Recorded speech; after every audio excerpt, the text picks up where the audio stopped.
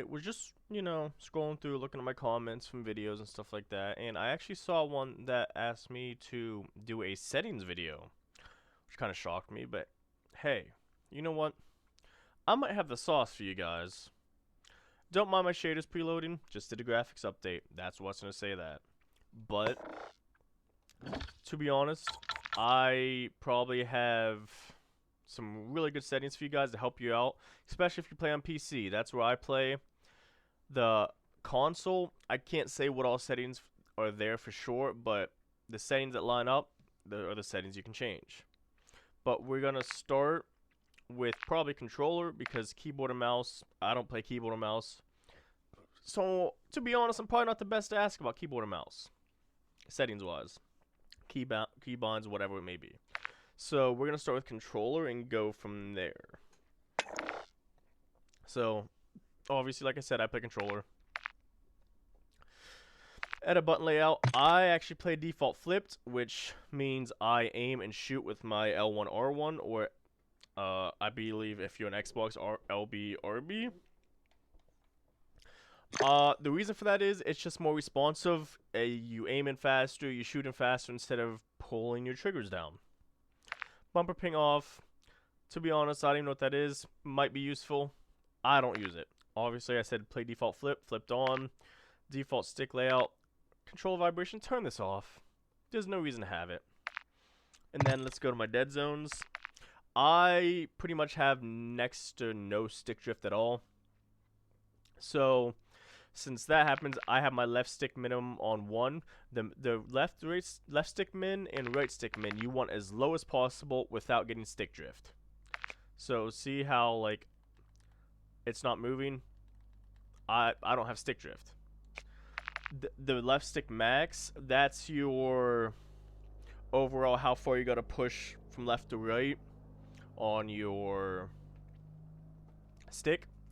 So I'm on 90. I tried 75, which I didn't really care for a whole lot, and then I slowly moved up to 80, 85, 90, and 90 was my sweet spot. 90 is where I like it. I don't gotta push the whole way to the side, the whole way up, down, whatever. But also, it's not too close where I'm aiming too far, aiming too less, stuff like that. And sorry, I guess my neighbors just decided they had to mow right now, if you can hear that. Great.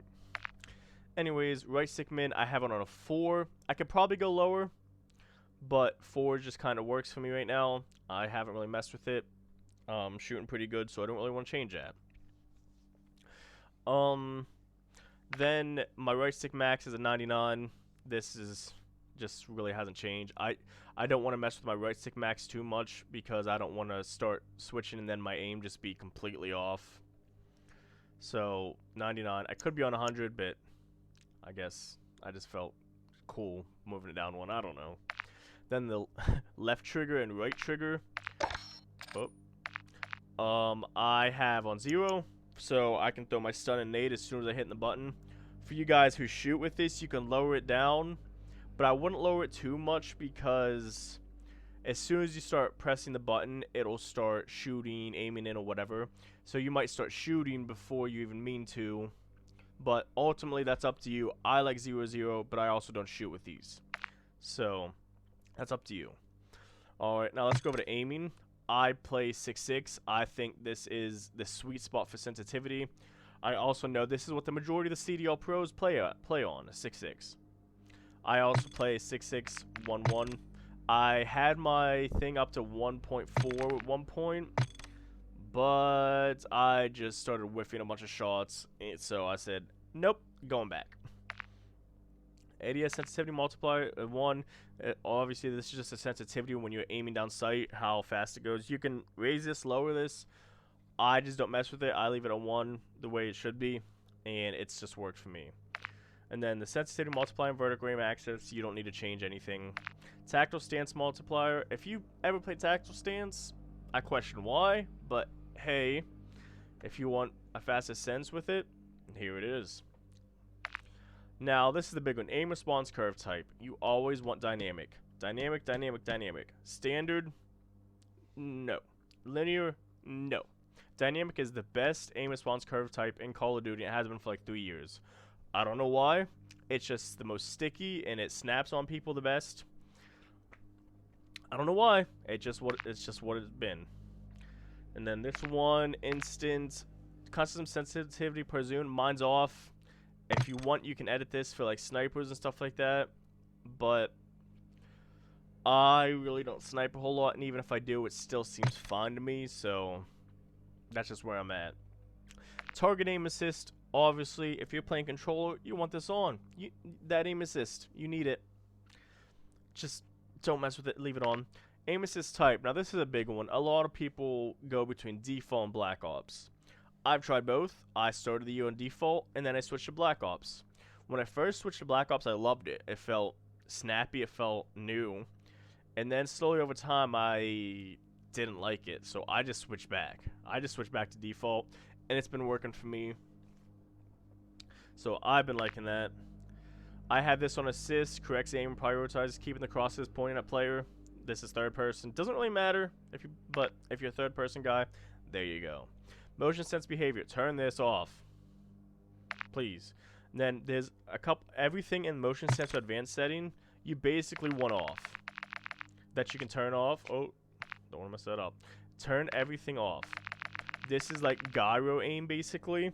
So if you move your controller like physically up and down, not your thumbsticks like your actual controller, it'll move up and down too, which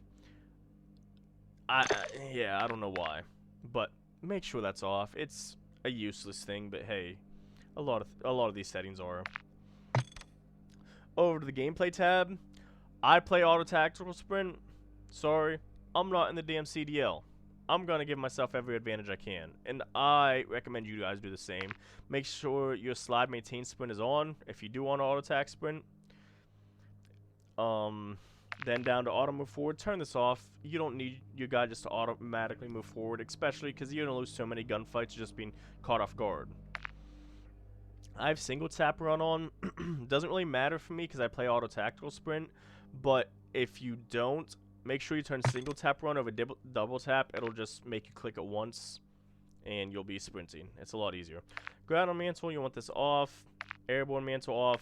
Automatic ground mantle and hang off. Make sure you have all these off. It's just an easier way to not get stuck on the side of a ledge or try to jump up and it won't jump up and stuff like that. It gets annoying. So the slide and dive behavior, I have slide only. Make sure you turn this to slide only if you want an advantage.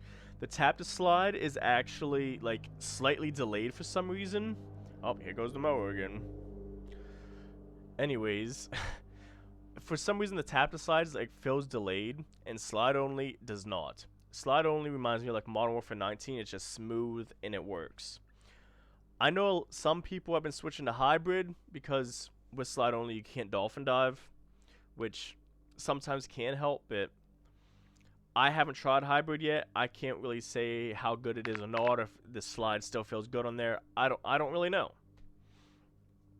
But I do know like CDL pros like Shotzi and Hydra do use hybrid, but they're also genetic freaks. So there you go. Plunging underwater, you want that free so you can look down and just go. This is a lot of these are Warzone settings now. Parachute automatic behavior. I turn this off so your parachute doesn't automatically deploy, because if it does, sometimes it deploys way too high and you can't get lower to the ground to get a better landing. Sprinting door bash, you want this on. When you're sprinting, the door will bash open instead of just having to stop, open it, stuff like that. Ledge climb behavior, you want this on movement based. So whenever you're hanging on something, as annoying as it is in this game, you just push up or move towards the ledge and it'll climb up instead of having to actually hit the button. ADS behavior, you want this hold. Equipment behavior, you want this on hold. ADS melee, weapon mount X delay off, and then armor plate behavior, you want apply one, so you can only apply one plate at a time, so you can get back into a gunfight if you need to. Hey, my shaders are done. So if you apply one plate and need to get back in a gunfight to get ready, you can. Where apply all will try to apply all three right in a row. It just is an inconvenience. And then here's just the rest of these settings. Nothing major in here. Okay, so now that we're done with controller, let's go down to the big one, graphics. So like I said, I play on PC. This is the best settings for PC. I know console does have graphics settings, but mostly this is going to be PC stuff. Display mode, you want to play full screen exclusive for the best frames that you can get. You can play borderless, which if you have another monitor, you can go over there, but it will affect your frames a little bit. This is my monitor, my graphics card, my refresh rate. I only have 144 hertz. I know, shame on me. Aspect ratio automatic. Display gamma 22 sRGB. Brightness, I have mine up to 55. I don't know if it really makes a difference.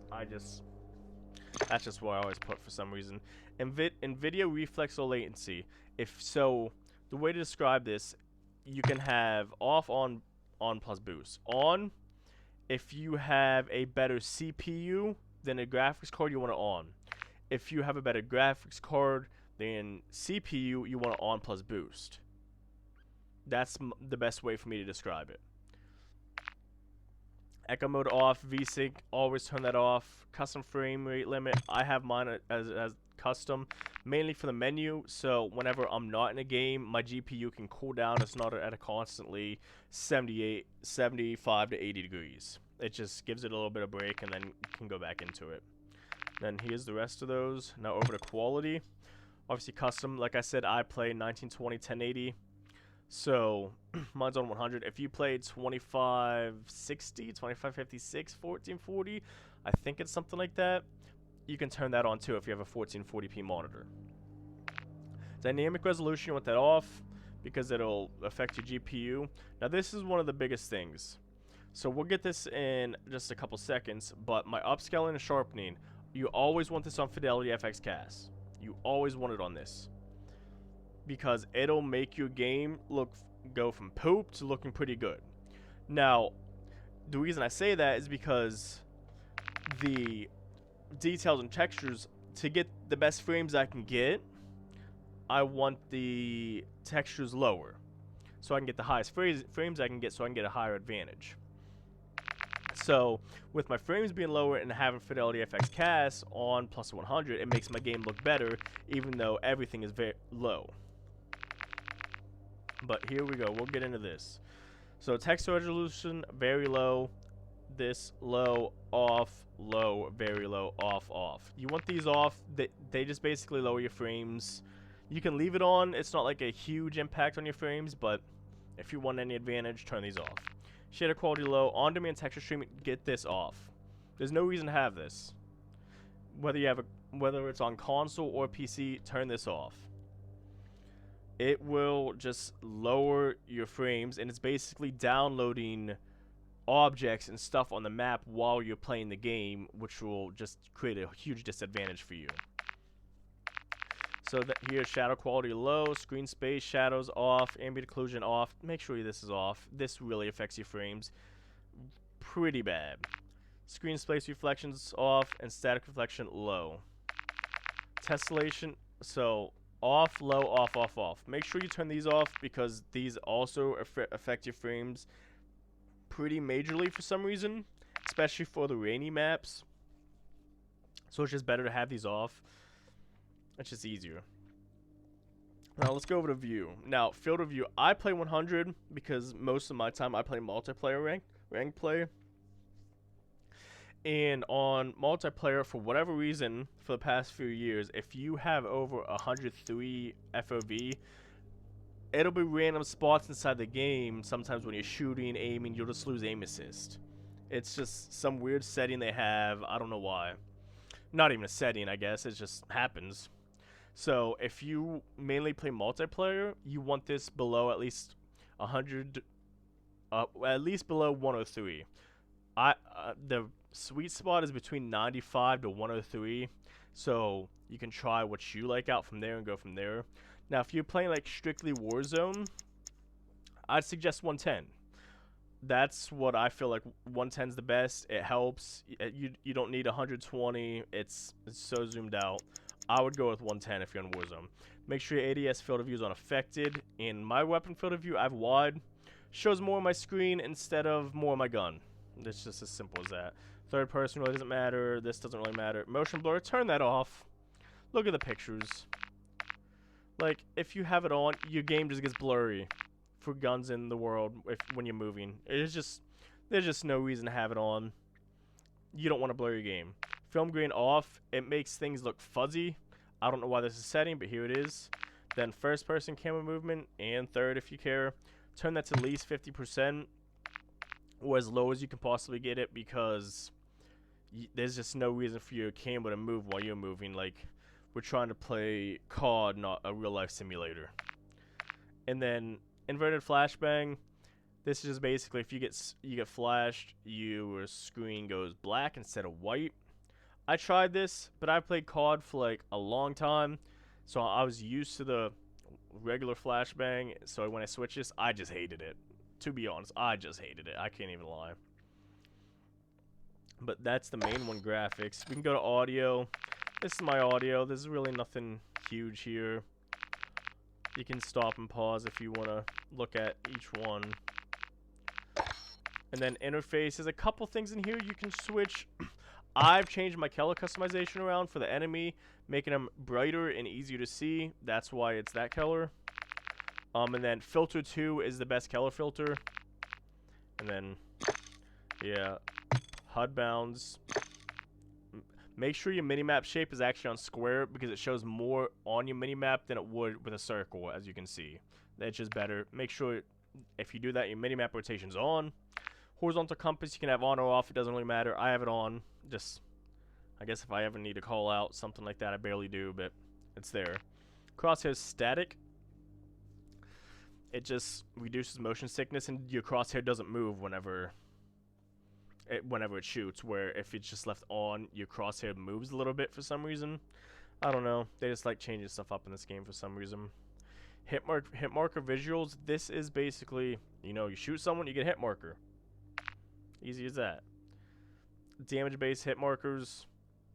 This is just includes like lethal hits. Like, so if you hit a headshot, you get 2 hit markers towards 1. Player names, you have full names. You can lower it. In-game text chat, on, off, whatever you prefer. Telemetry, this is your frame, server, packet loss. You can turn this on if you're on PC just to see what you're getting. Then gameplay tips, turn off, skip introduction movie, turn this on, or you're going to get an introduction movie. A lot of times you get on here, and it's just annoying. And tool tips, and yeah. So that's basically the settings that I have. It's worked really well. I get good frames.